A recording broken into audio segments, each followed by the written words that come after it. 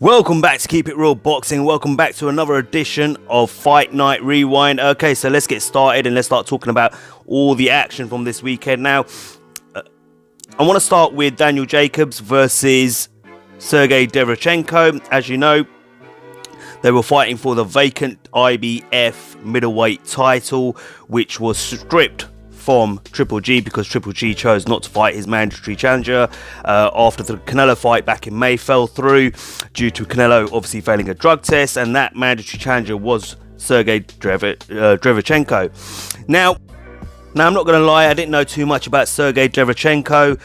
All I know is that him and Daniel Jacobs used to be sparring partners, that they've sparred each other a lot over the past few years.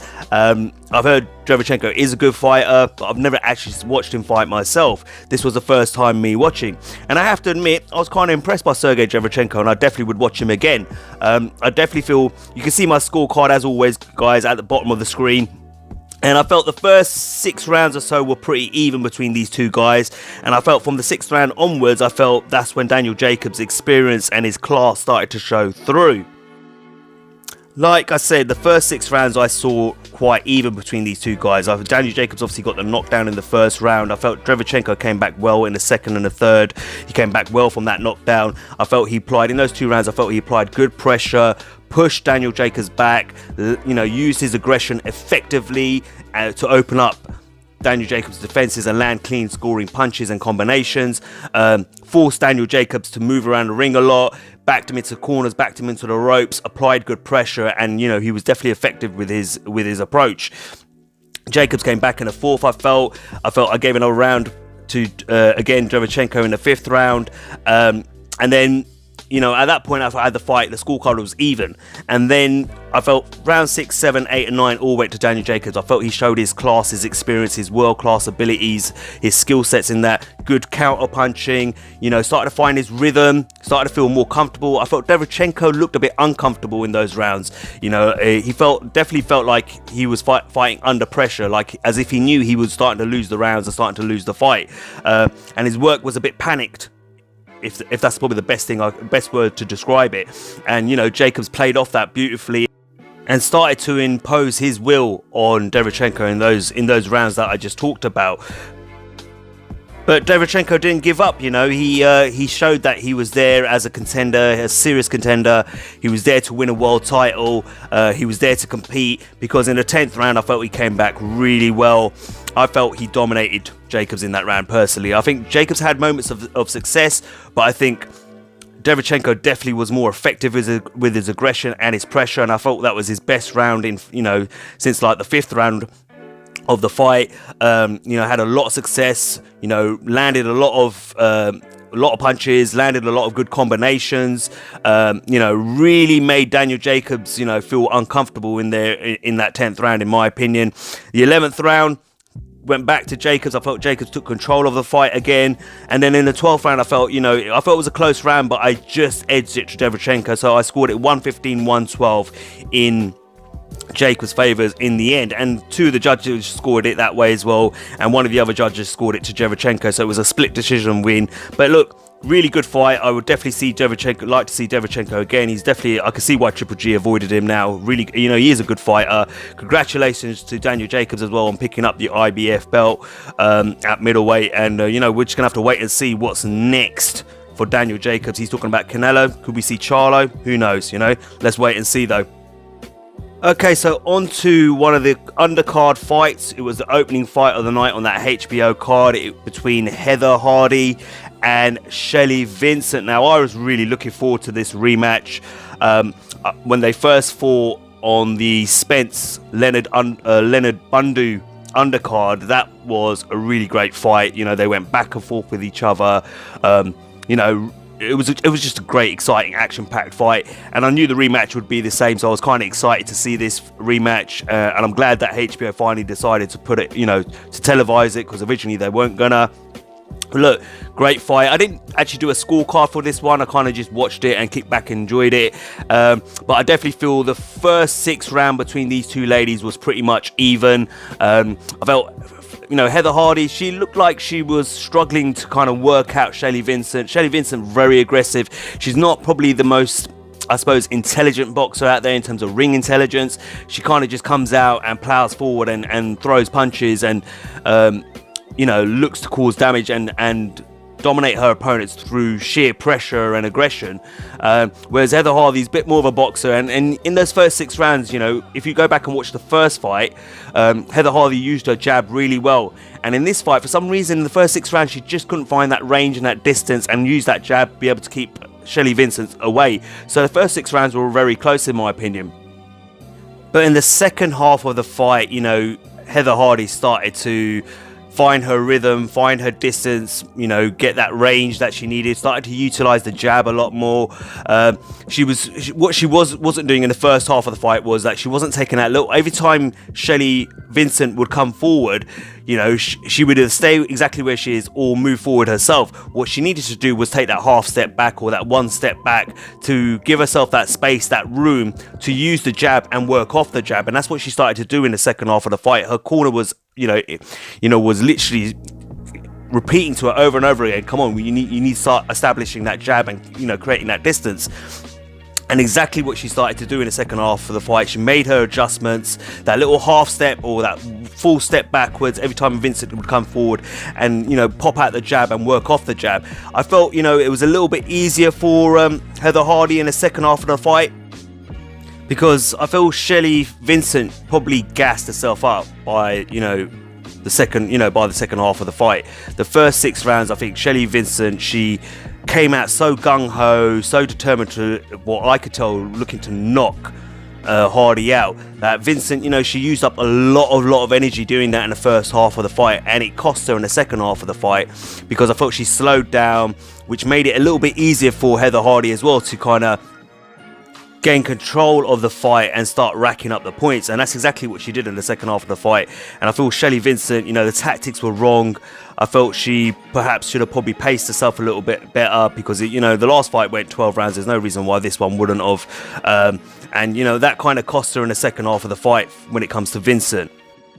Judges' scorecard for this one was 97-93, 97-93 and 99-91 in favour of Heather Hardy. You know, really good fight, really enjoyed it, but I think if they ever fought again, I think Vincent really needs to rethink her tactics and look at, you know, fighting a 12-round fight rather than a 6-round fight, if that makes sense, in my opinion. But a good fight anyway. Moving on to the World Boxing Super Series quarterfinals for the super lightweights. So let's get started. You know, 2 really good fights, but 2 very different fights. I'm going to start off with this Baranchyk versus Yiddich, which was a really entertaining fight in terms of, if you're a casual fan, you would have loved this fight.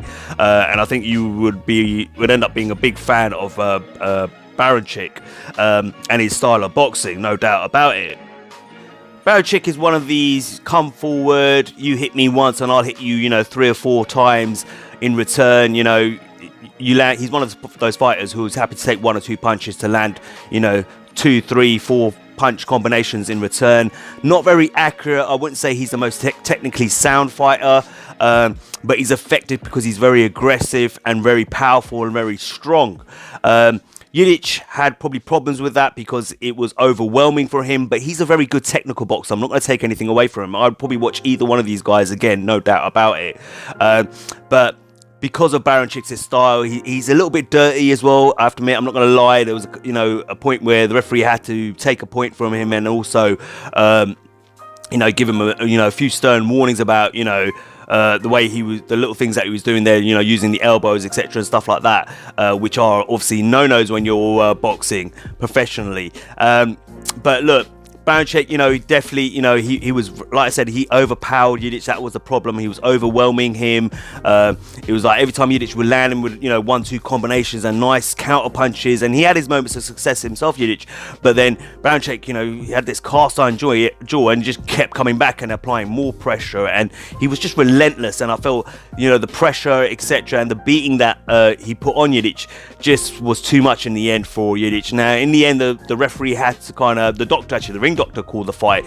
What happened was Yidic had a little mouse under his left eyes, which just kept growing and growing and growing to the point where he couldn't see out of his left eye anymore, and that was it. The fight was called off. No doubt. Listen, look, I would definitely watch Yidic again as well, because I think he's a very good technical boxer. I just think he went up against someone who was a lot more, I suppose, was just overpowering. That was it. This guy's just raw power, brutal. He doesn't care about getting hit himself, because he knows he could take a shot and he can come back with 3 or 4 of his own, and he's got immense power that he can land and hurt his opponents, and that's exactly what he banked on. If he was to fight Baranchyk again, Yidic, my point would be, stay on the outside, box smart, move, use the ring, because there were times where he, in the early rounds, like from round 1 to round 3, if I remember, he engaged toe-to-toe with Baranchyk, and I just think that was a bad idea, because you're never going to win that battle. You needed to box smart against Baranchyk, and it cost Yidic in the end because the fight had to be stopped. But a really good fight, really entertaining fight. I enjoyed it a lot, and I definitely I'd like to see either fighter again. It was really good. Now on to the second quarterfinal between Progress and Terry Flanagan.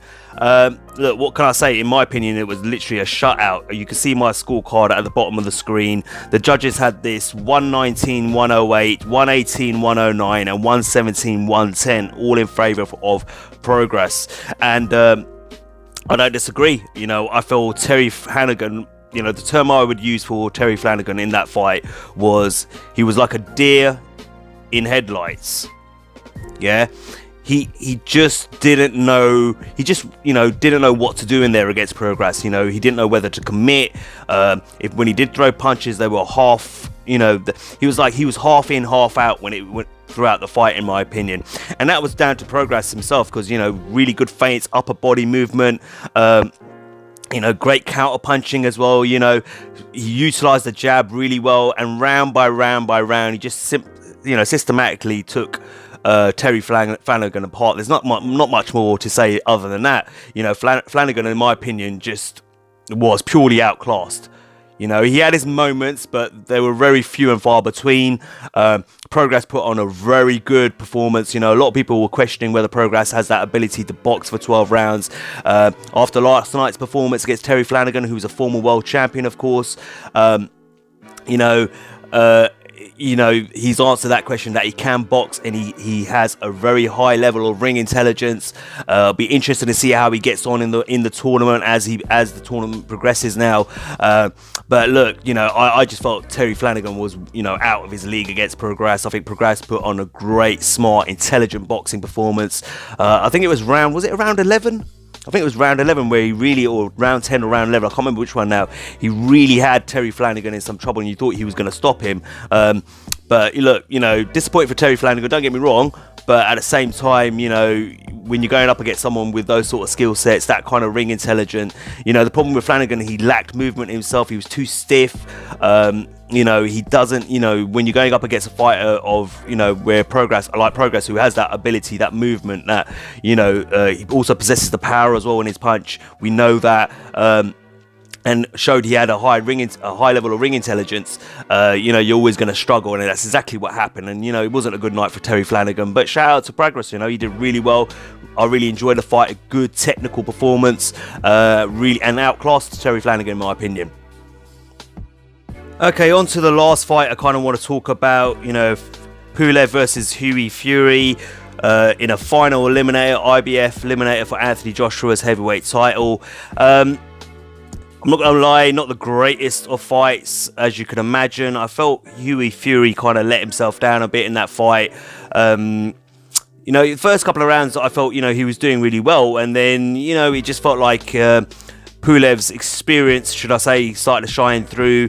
And when I mean experience, I mean, Pulev's a bit of a dirty fighter. There were shots to the back of the head. He did a lot of the grab and hold, punch, throw a jab, throw a right, grab, hold, that kind of Klitschko style of fighting that we've seen from Vladimir Klitschko over the years. Hughie Fury, at the same time, I felt he was a little bit predictable. you know, I felt like he was looking. It was like at times he was a one-trick pony. You know, his performance against Joseph Parker was a lot better, and that's what I was hoping to see from him. And we didn't see that from him. He kept trying to lure Pulev into the corners and onto the ropes, get Pulev to throw, you know, a commit to a punch, and then, you know, counter him with that right hand of his. You know, telegraph that right, straight right of his all night long. You could see it coming from a mile off. And it was easy for Pulev to adjust to that punch every single time because he saw it coming every time. And his accuracy was well off as well. It just wasn't a great performance by Hughie Fury at all, in my opinion. But at the same time, you know, Pulev, you know, he used his experience. Like I said, he was a little bit dirty in there as well. You know, but at the same time, that whole, you know, punch, grab and hold style that he was using wasn't the most entertaining fight. I'm not going to lie. You know, Pulev won on the scorecards. 117, 111, 118, 110 and 115, 113. Yeah, I felt Pulev did win the fight. You know, I think some of those scorecards maybe being a little bit wider than they should have been. But overall, you know, look, wasn't a great fight, but, you know, Pulev just literally got the job done. And, you know, at the same time, when you're at home, I suppose, you know, you had that home field advantage as well. But he goes on to fight, he goes on to be Anthony Joshua's IBF mandatory challenger. Whether he'll actually step up and fight Anthony Joshua when the time comes is another thing, because as we know, last time round he pulled out claiming an injury and all that sort of stuff, and Carlos Takam had to step in lastminute.com. So I don't know whether he really wants that work with Anthony Joshua. You know, I have no idea what Pulev wants or what he wants to do at this stage of his career. We'll have to just wait and see, I suppose. But like I said, it wasn't a great fight overall, but it was one of those fights where Pulev just got the job done, I suppose. That's all I got for you guys on this one. As always, guys, let me know what you thought of the fights, this weekend's action. And as always, like, share and subscribe. Until next time, this is Cyphbox reminding you to keep it real.